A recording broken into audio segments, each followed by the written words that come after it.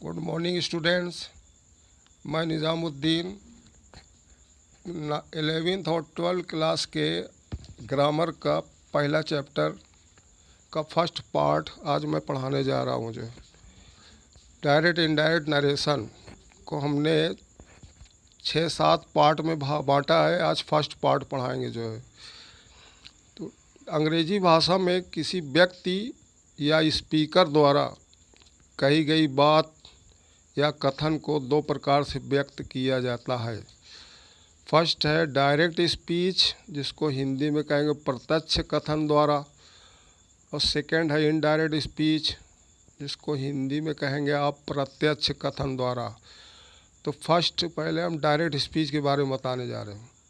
तो direct speech में हम वक्ता या स्पीकर द्वारा कही गई बात को ज्यों का त्यों उसी की भाषा में प्रयोग करते हैं। इसमें वक्ता या स्पीकर द्वारा कही गई बात को कामाज और इन्वर्टेड कामाज में प्रयोग करते हैं। फिर सेकंड है इनडायरेक्ट स्पीच, जिसको अप्रत्यक्ष कथन कहते हैं। तो इनडायरेक्ट स्पीच में हम वक्ता या स्पीकर द्वारा कही गई बात को भाव प्रकट करते हुए अपनी भाषा में प्रयोग करते हैं। इसमें इन्वर्टेड कामाज का प्रयोग नहीं होता है। एग्ज़ाम्पल जैसे है, पहला एग्ज़ाम्पल है he says to her I am an engineer, inverted comma के अंदर है। इसको कहेंगे डायरेक्ट स्पीच। फिर इसका इनडायरेक्ट होगा he tells her that he is an engineer. Parts of the sentence of direct speech, direct speech में जो वाक्य होते हैं उनको अलग अलग भागों में बांटते हैं।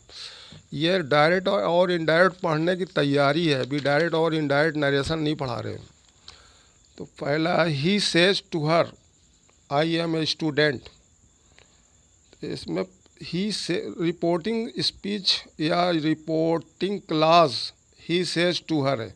इन्वर्टेड कामा से पहले जो सेंटेंस दिया हुआ है वो रिपोर्टिंग स्पीच या रिपोर्टिंग क्लास कहलाएगा।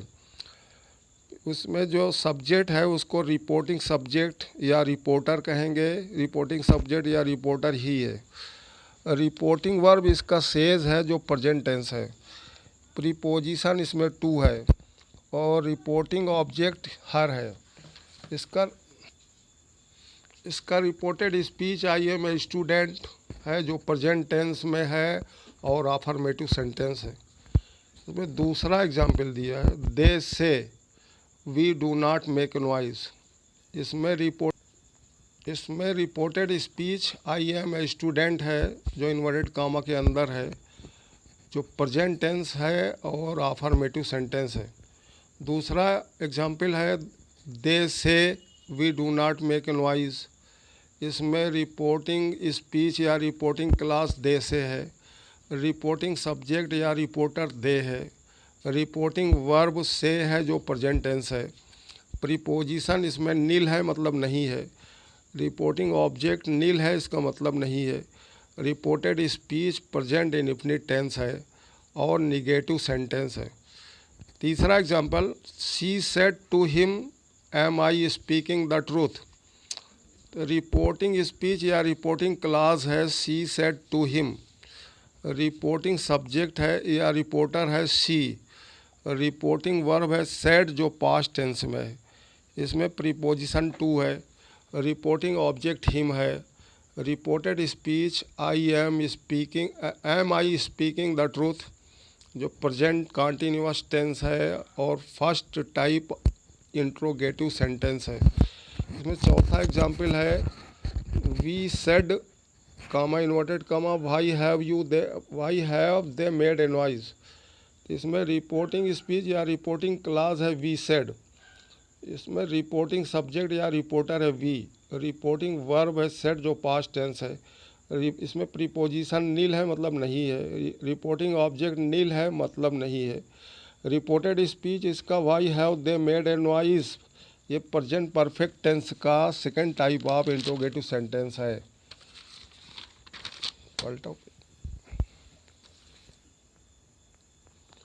नेक्स्ट पेज में पांचवा एग्जाम्पल है they will say to us we have been playing the cricket since the morning. इसमें रिपोर्टिंग स्पीच या reporting class they will say to us है। रिपोर्टिंग सब्जेक्ट है या रिपोर्टर है दे। रिपोर्टिंग वर्ब है विल से जो future tense है। इसमें प्रीपोजिशन टू है। रिपोर्टिंग ऑब्जेक्ट अस है। Reported speech we have been playing the cricket since the morning जो प्रेजेंट परफेक्ट कॉन्टिन्यूअस टेंस का अफर्मेटिव सेंटेंस है। छठवां example we shall say do not make a noise. इसमें reporting speech या reporting class we shall say है। Reporting subject या reporter we है। Reporting verb shall say है जो फ्यूचर टेंस है। प्रीपोजिशन इसमें नील है मतलब नहीं है। रिपोर्टिंग ऑब्जेक्ट नील है मतलब नहीं है। रिपोर्टेड स्पीच है do not make a noise जो इम्परेटिव सेंटेंस का निगेटिव सेंटेंस है। अब अगली हेडिंग है rules of changing the reporting speech. इसमें नियम नंबर 1 है कामास और इन्वर्टेड कामास को हटा देते हैं। फिर नियम नंबर 2 है कामास और इन्वर्टेड कामास के स्थान पर दैट कनेक्टिव का प्रयोग करते हैं। नियम नंबर 3 है प्रीपोजिशन टू को हटा देते हैं। नियम नंबर 4 है यदि रिपोर्टिंग वर्ब के बाद कोई रिपोर्टिंग ऑब्जेक्ट हो तो सेज टू को टेल्स में, से को टेल में, विल से को विल टेल में, शैल से को शैल टेल में, हैज सेड को हैज टोल्ड में, हैव सेड को हैव टोल्ड में और सेड को टोल्ड में बदल देते हैं। आखिरी नियम है नियम नंबर 5 यदि रिपोर्टिंग वर्ब के बाद कोई रिपोर्टिंग ऑब्जेक्ट न हो तो रिपोर्टिंग